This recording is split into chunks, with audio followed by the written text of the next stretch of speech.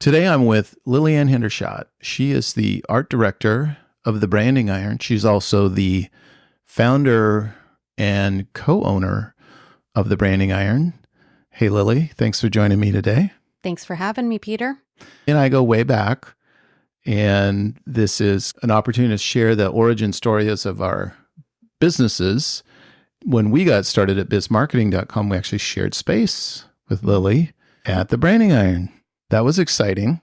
Yes, I remember you helped us do the build out, everything from helping Tim with electrical and walls and painting. He claims I tried to kill him. Yes, I remember that. And I think we copied that on another podcast as well. I think I threw a breaker and he was holding it or it was near him, and there was some conduit that might have had a little electricity going through it. I don't know. But yeah. It was a funny story to tell anyway. Exactly.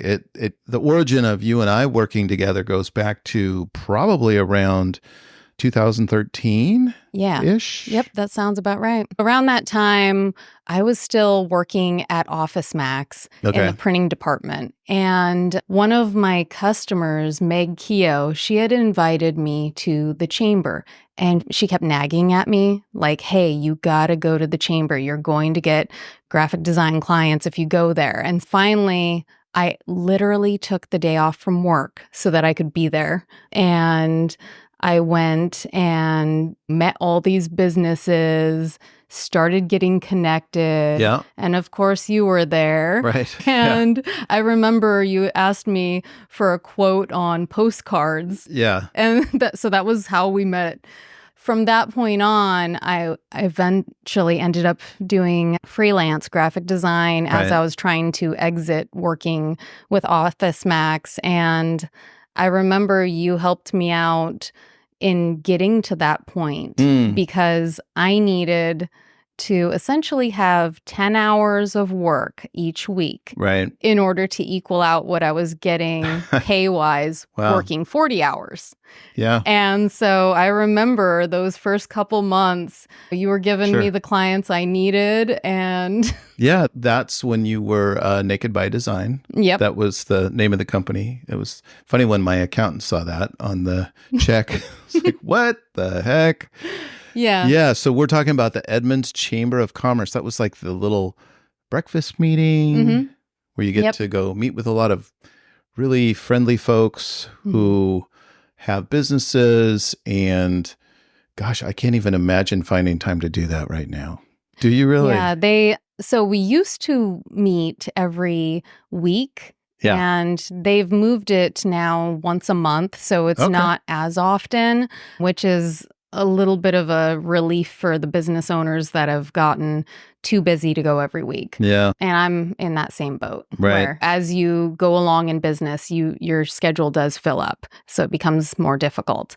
But yes, I still go. I really believe in networking, business to business. Getting back to the origin story though. Yeah. So I remember like wanting to step out and get my own office at a certain point when I started getting enough clients, because I thought it was really important to have an office where people can walk in and you can actually have meetings rather than having to meet in coffee shops. It just felt more professional. And what kind of got us to jump off, I guess, and go into that realm. Jump into the deep end. Yes, was that Mesfin was still working at Office Max and he worked with me in the print department.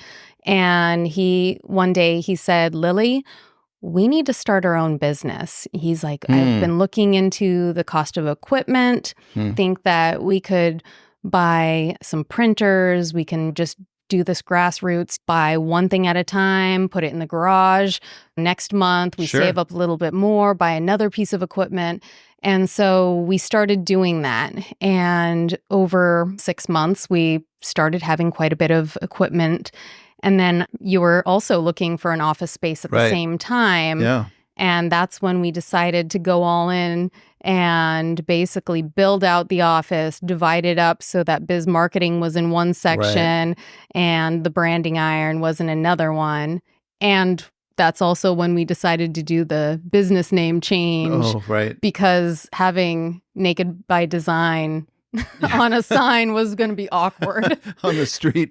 I mean, the whole concept was, the tagline was nurturing growth in your business. Yeah. And so I had a little fetus on the logo. Sure. And it was a cool concept for graphic designer, but it wasn't the right face for an office building. Right. And so that's why we needed to change the name to the Branding Iron. So you came up with the Branding Iron. So what is the range of services that you guys offer now at the Branding Iron? Okay. So in the graphic design realm, that's everything from business branding with logo designs to website layouts that we will do, any kind of ads for online or print, posters, even like things like bookmarks and designing books that an author might write. Really anything that can be designed, signage. Yeah. And then, of course, the next natural progression is, okay, now that I have this thing designed, I need to print it somewhere. Right. Okay. And we print in office anything that's going up to like 13 by 19 in size for like posters, booklets, things of that nature. Yeah. We have a large format machine for any kind of engineering prints or full color, if you're doing yard signs, those types of things. Basically, in terms of signage, it's always temporary signage, like the lettering that goes on windows, for instance. And then anything we can't do in store, we have vendors that we send out to. Right. And that's the realm of large quantities or logo merch. Or offset. Or exactly. Printing, yeah. Yep. Okay. So you got a huge range of services. What was the origin of the Branding Iron? The concept of branding came from farmers that would brand their cattle. It also came from when people would sell pottery at the market, they would put their initials on the bottom so that someone couldn't steal their pottery. The idea is to prevent theft, right? But that's where branding really came from.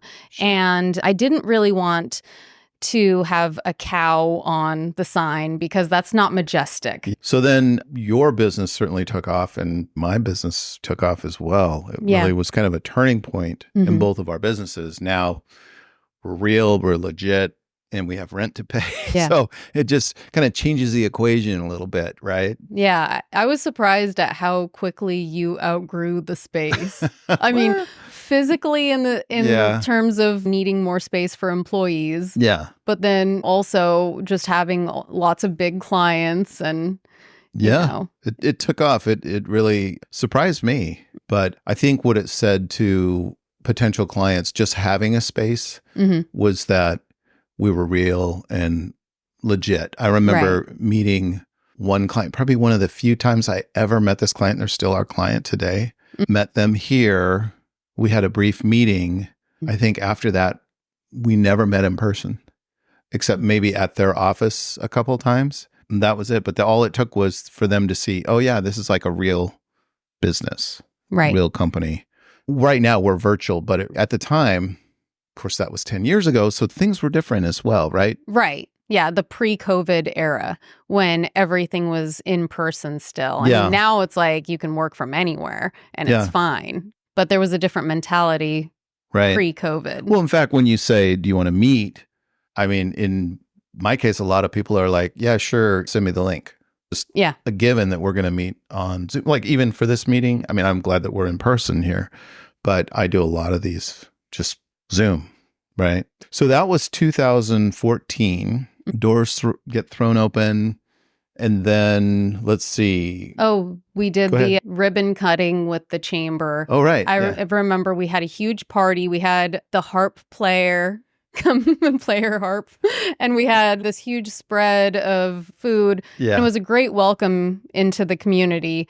We had lots of support right from the get-go. Yeah. I feel like that was a jump start for it. And one of the biggest successes that helped us keep going is all of those connections that we made in the community. We're talking about Edmonds Chamber of Commerce. Yes. You've stayed pretty deeply involved in that organization, haven't you? So. Yes. Yeah. For many years now, I've been the president for the Edmonds Chamber Foundation, which is the fundraising arm of the chamber. And so, yeah, cool. I really enjoy volunteering with that group. That's cool. So our businesses take off 2014, 2015. So when you started, who were your customers back then? Okay. I remember literally the first job that came through the door was Snow King Quality Cleaning. Oh, yeah. Of course, their name was a little bit different back then, but it was a big postcard order that was going to be going out. And I remember that was literally the first run on the machines. Huh. We did a lot of business orders in the beginning where it was like business cards, your basics like marketing materials, brochures of that nature. Logo design. But it was everything from the graphic design point to the final printed project. Right. And then as we started to get more and more requests for website design and development, then we had Tim join us. Yeah. Reluctantly. Tim is Lily's husband, who is gainfully employed with Lily's organization and my organization. So we kind of share him. Yes. I mean, Lily obviously gets first dibs, but just in case you're listening, Tim, we love you. Your first customer. So at the time, you were doing a lot of smaller type businesses. Do you remember when you branched out and started getting other types of clients, like maybe government? I will say that we got a client of large scale, and it was a government contract that's been going up until today. And it's pretty nice because it is frequent work that comes in. But that particular client, we did have to go through a lot of in-person meeting at their facility. There was a lot of paperwork involved. And when you're getting government contracts, sometimes you have to go through and give them assurances that the quality of work is going to be consistent. And if there's any kind of delays, how is that going to be resolved? But once we did get that one big contract, then it showed me how to get other contracts. And today we do work with like City of Edmonds, City of Linwood, City of Shoreline, as well as lots of nonprofits and different areas in the community. But it's like once you get one or two of those types of clients, then word spreads. Because if you're doing a good job, they're going to tell.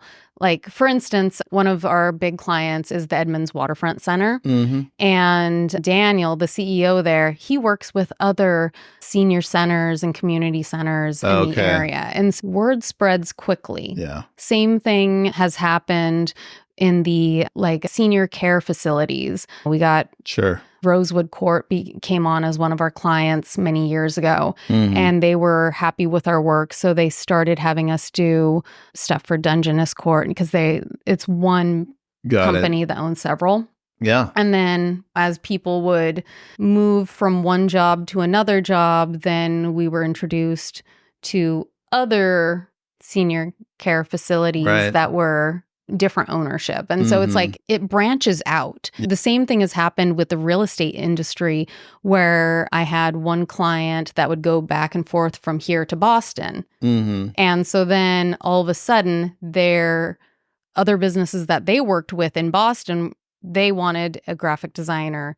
And I've had client relationships with people in other states, because what happens is someone maybe lives here half the year and in New York half the year. And so then you get introduced to companies in other states. It's amazing how that works. It seems like you've had just a varied opportunity here to do the graphic work, the print work. I know you have a partner, Mesfin, that does a lot of the day-to-day printing. I'm sure you're involved with that as well. But so what got you started in graphic design? Like, how did we get here, Lily? Okay. It's actually interesting because I remember when I was younger, people would say, "Oh, you're so great at art. You should be a graphic designer." And I'd always look at them and go, I don't want to do that. And sounds like work. So I wanted to be an oil painter. And that's what I went to school for, got my bachelor's degree in fine arts oil painting.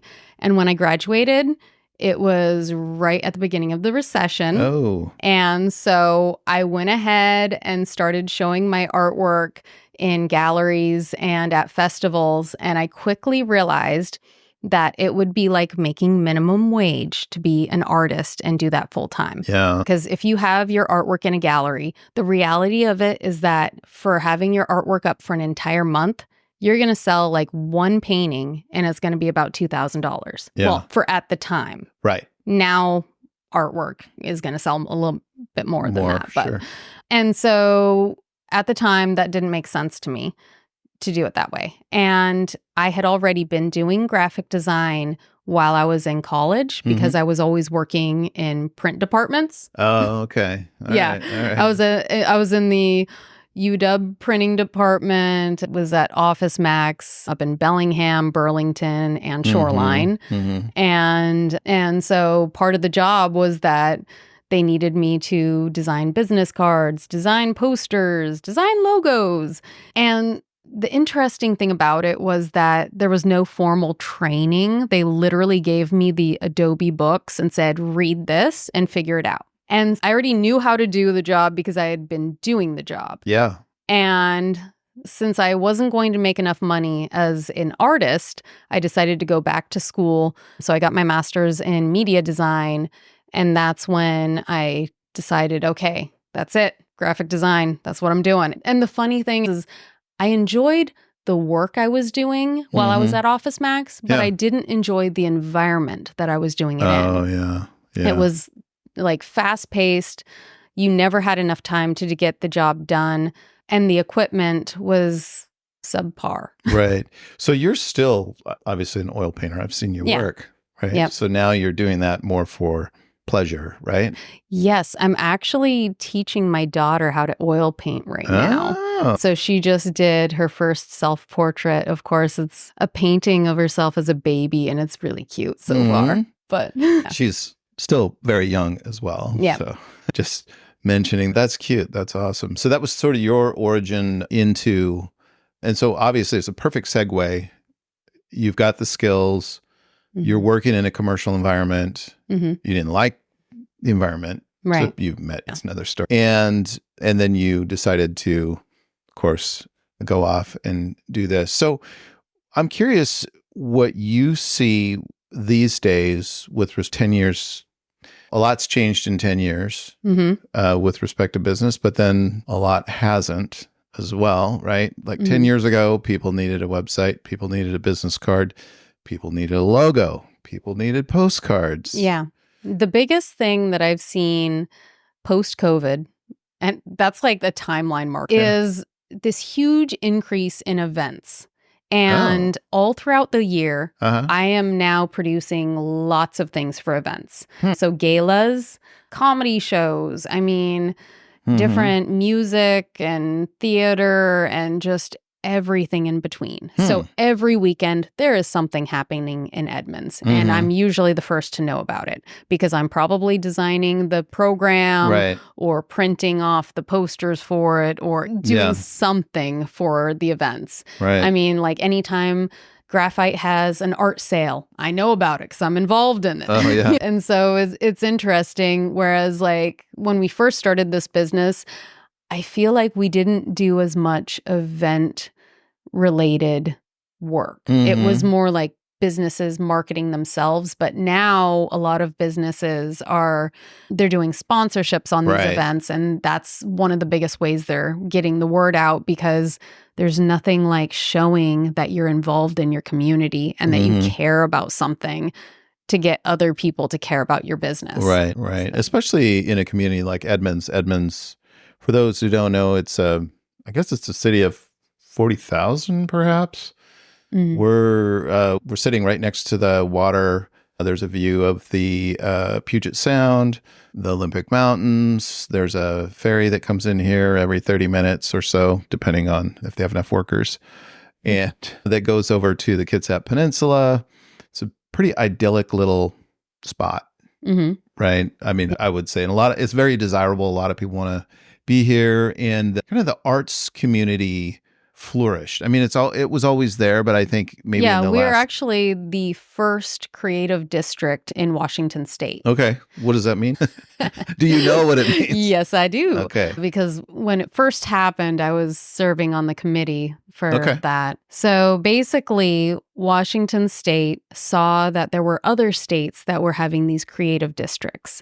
And those particular states that were doing it, they would have either a town or a city that's been selected as a creative district where they have a huge amount of music, art, theater, like all the different arts are there. You can basically find it thriving there. Okay. And basically, like if I walk downtown, I can literally hop from one art thing to another within walking distance. Yeah.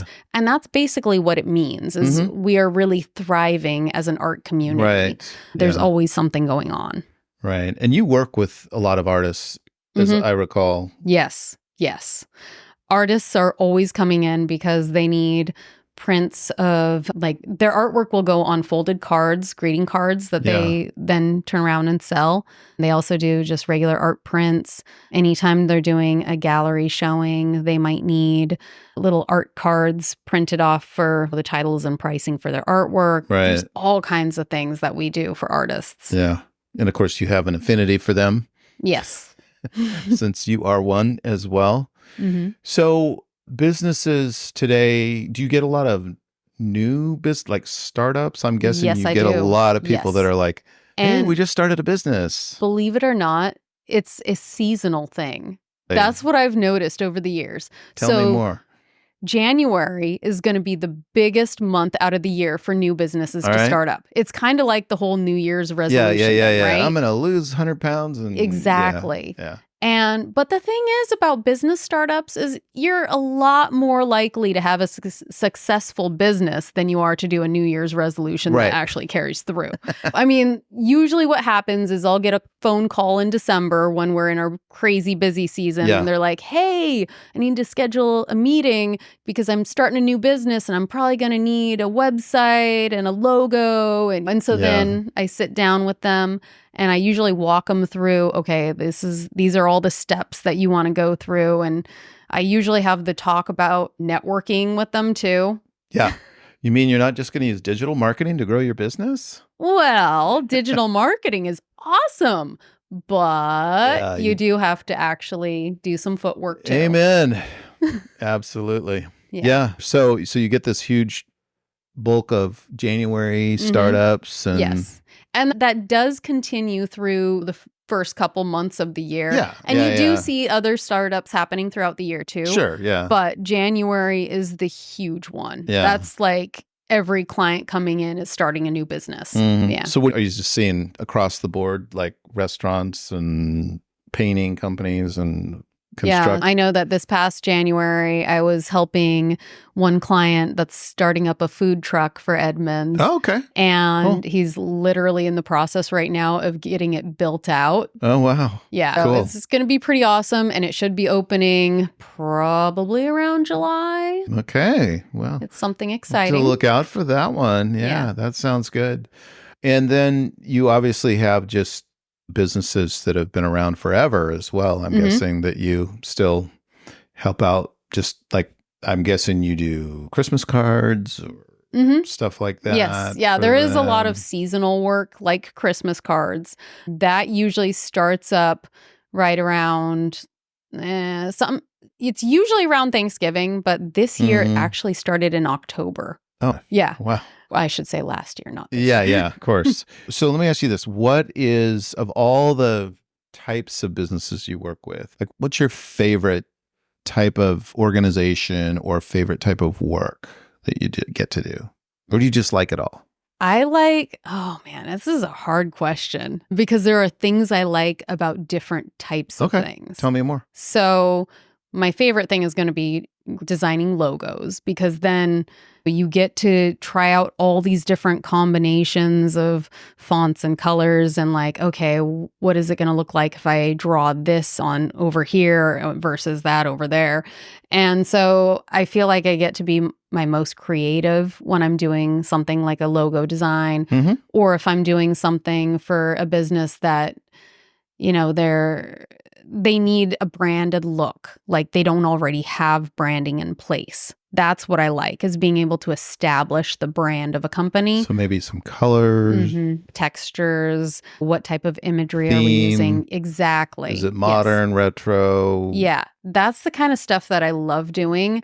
Now, with that being said, I also do a lot of booklet type work where you're doing a lot of pages where everything has similar formatting, yet you want to discover something new on each page, right? Okay. And sometimes those types of projects can be pretty fun too. Yeah. That sounds pretty involved. Yeah. Sounds expensive. Yeah, can be. That's cool. That's cool. So is there one customer that just kind of stands out in your mind that you feel like the work you did with them just really had an impact on them, and you just saw them? Edmonds Food Bank. Cool. Yeah. So we love the Edmonds Food Bank. Sure. Absolutely. We have watched them grow. So they had a huge transitioning period where when COVID hit and like everything went to, now you have to have your website perfect. And they had ordering on the website, and then they would fulfill the orders when you drive up. And it became this whole process where we had to streamline everything very quickly. They had already been our client for many years prior to that. We've helped them with several logo designs for like the toy collection part. There's been different projects that we've done, but we love the Edmonds Food Bank. I mean, they do the Empty Bowl event every year, and we always sponsor doing in-kind work for them. Yeah. But that's awesome. They're a great nonprofit. Yeah. And with COVID, as I recall, like pre-COVID, they were like a drive up, and and their clients could sort of shop, or they could get what they needed, but then during COVID, then you had to have it where it was completely contact free. Right. They've had to basically like reinvent themselves several times now because of the changes and policies and all that stuff. And like right now, they're actually working on a campaign to raise enough funds to build a new building. Oh, wow. Yeah. So right now they're at the United Methodist Church in Edmonds. Yeah. Yeah. Wow. That's cool. That's a great story. That's really glad to hear that. Yeah, you just see, it's fun when you see, when we've been in business as long as we have, we just blinked and now here it is 10 years later or more. Little businesses, we've worked with a couple clients since 2012. And here we are 12 years later. Before I had an office, I was working out of my home. 12 years later, they've grown from employees to like 3x. And 2 locations, right? It's just like, wow. You kind of feel like you've had a little part of it, which kind of makes you feel good as well, right? Even though you're sort of behind the scenes. And I've seen the same thing with some of my clients where I've started out working with them when they're with one company. Yeah. And then they sometimes will hop to a bigger company. And then all of a sudden they're raising up in the ranks, and now they're overseeing several locations. Yeah. And it's like just watching my clients grow. Yeah. It's great to see that happen. Totally. I get it. I really agree with you there. So what's next for the Branding Iron? Oh, that's a hard question. I mean, we're just going to keep doing what we're doing. And isn't print going to die? Just kidding. It's funny because when we were first opening our business, I actually worried about that. Like with the digital age, are we going to be a business that can sustain this? Yeah. And now the longer we've been in business, the more I've realized that no, it's never going to die. People are always going to need things printed. Yeah. And as technology changes, I mean, we're just going to be a part of that. It's all about communicating and marketing and branding. Yeah. And it's also important to diversify yourself too. Hear, hear. Yeah. Amen. Being able to go into the online world and do the online ads and the website work. And, all right. Yeah. So you're going to start doing TikTok ads? Nope. I stay away from social media. Okay. I will create ads that people can post on their social media, but I do not manage social media accounts. Yeah. I stay away from that because I don't want to go there. Right. Yeah. Biz Marketing. Yep. Look us up. Lily, this has been amazing. Thank you for the conversation today. I'm sure we missed a whole bunch. At least this was a good start. So Thanks a lot. Thanks for listening to this episode of Biz and Life Done Well with Peter Wilson. You can subscribe to us on iTunes, Google Podcasts, Spotify, and most of the other popular podcast platforms. Please tell your friends about us and leave us a review so even more people will find out about us. Thanks again. We'll see you soon.